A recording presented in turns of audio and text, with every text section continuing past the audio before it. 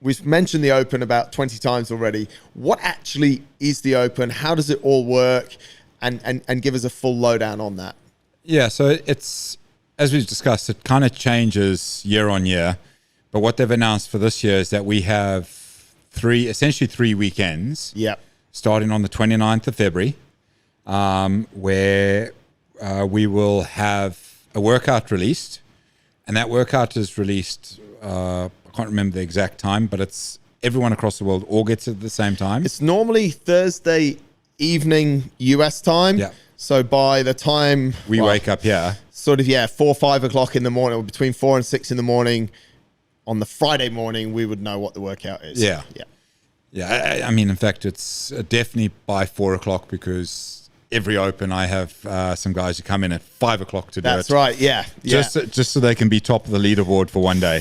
For 5 minutes. Yeah. So essentially we get that workout released, and then we have until the Monday, I think it's like 6 o'clock here. Yep. To have that workout, to have completed it and submitted a time, or a video if you're not in an affiliated gym. Let's just stick on that point quickly. You can do these workouts anywhere.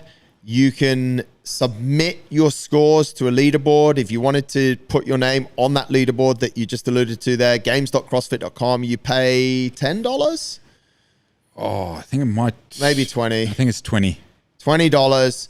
You can either have your score verified by doing it at an affiliate or by submitting your video.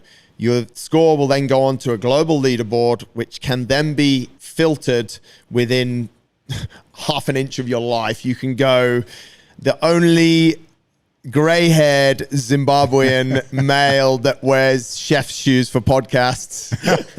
However you want to. But it's quite cool, isn't it? You can go as per your home country region. You can go as per your participating region, I think. So you can go nationality. Yeah, mate. You can even filter it however you want. You can even set it up with your own hashtag where you and a group of mates. Oh, no way. Yeah, I'm pretty sure they had that last year. It is literally, and they do it, something that they started last year.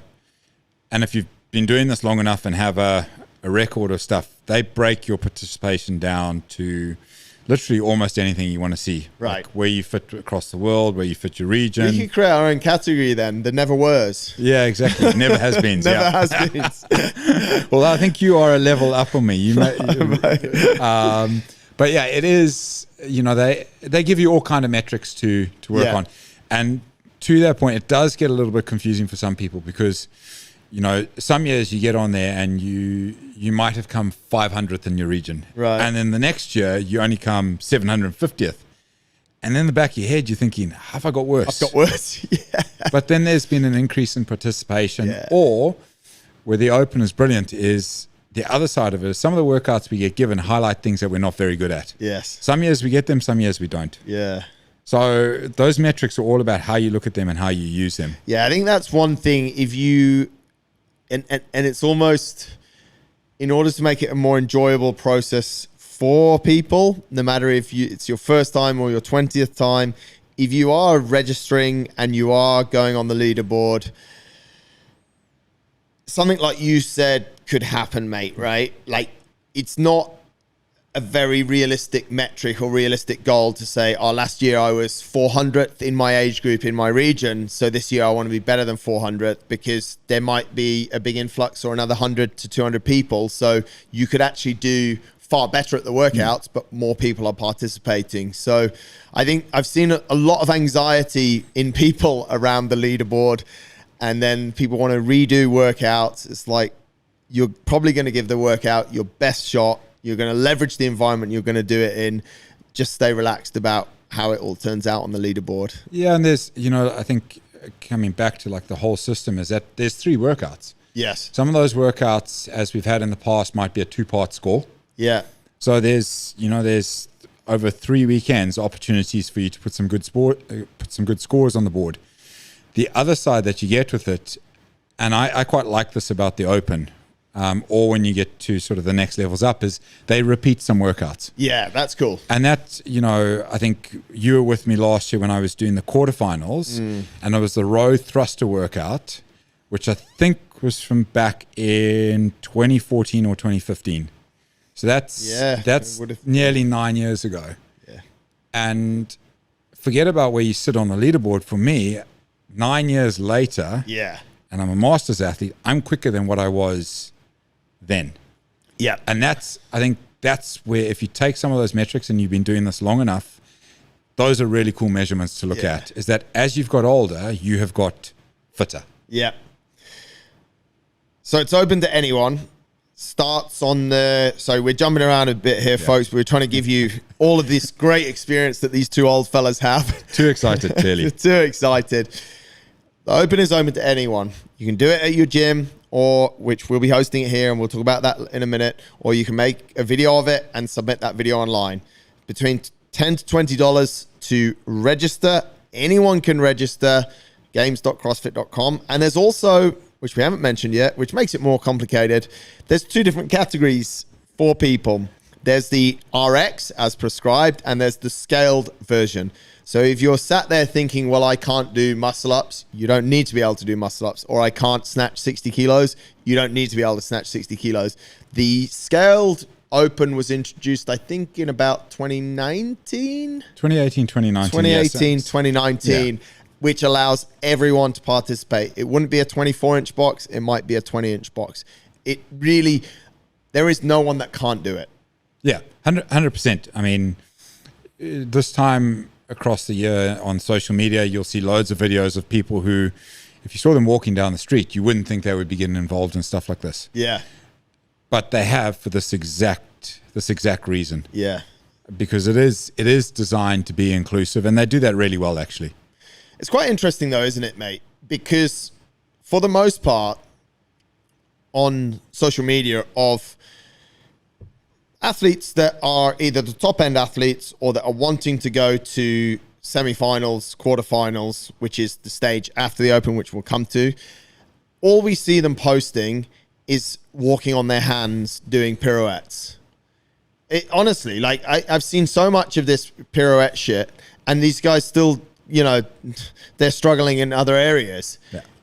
There's all of, and that's, I think it puts people off a lot that are looking up to a regional athlete or a semi-finals athlete, a games athlete, that mainly what we're seeing is really high skill things. So people that are the sort of enthusiasts like you and I are going, well, there's no way I can do that. The reality is we don't have to do that. And these idiots are actually marketing the sport quite badly for us.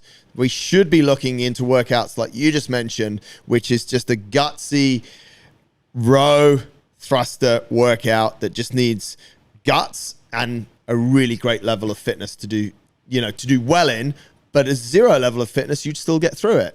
Yeah, 100%. I think where people can get caught up is you have to remember that, you know, we'll take our two guys here, Toby and Sandra, for example. Yes.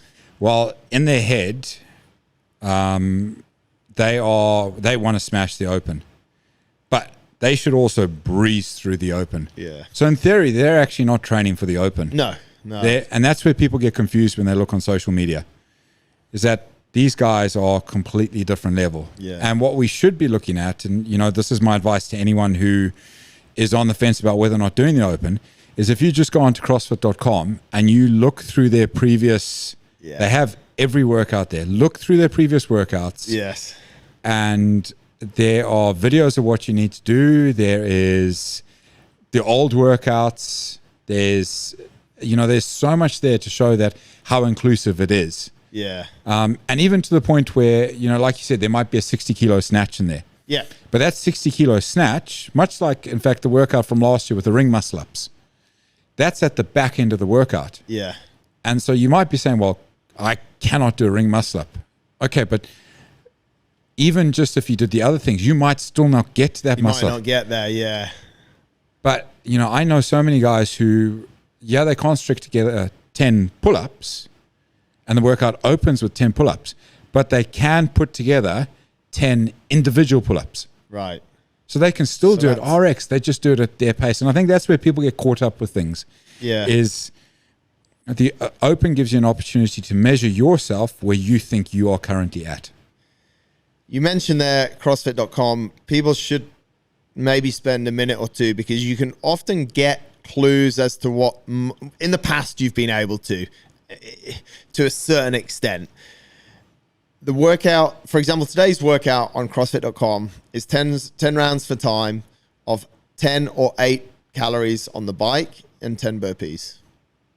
That's it. Yeah. 2 super simple movements. There's scaled options as well. There's a beginner option. So the beginner would do 8 and 8. Exactly the same thing drops down into the open. And the same thing if you were to take a week or a month of programming on CrossFit.com, you would find those high-end technical movements very seldom put in. And when they're put in, you also get the intermediate option. Yeah. So it's not just us sat here saying you should enter. We're not trying to sell you anything here. We don't actually benefit at all from this. We're just talking in real terms of what you can expect to come up, and the way that the open is really open to absolutely anyone. Yeah, I mean, I don't think there's ever been, certainly since they've introduced the scaled option, a workout where someone's come into the gym, unless they're injured, and even then there's probably some ways around it, that's come in and I've had to turn around and say, you can't do it. You can't do this. Yeah. Like I don't ever think there's been a workout like that. Sometimes I've had to say, you're not good enough to do the RX. You need to do the scaled. And if we strip it back from the sport, it comes back to what CrossFit is essentially. It essentially is at its base roots. Yeah. Like if the sport as it's evolving isn't made exclusive at grassroots, yes, it loses some of the magic and the whole reason behind it. Yeah, right. So, you know, if they're not making it available to people who spend time in their gyms, then it kind of loses, well, what's the point of the open?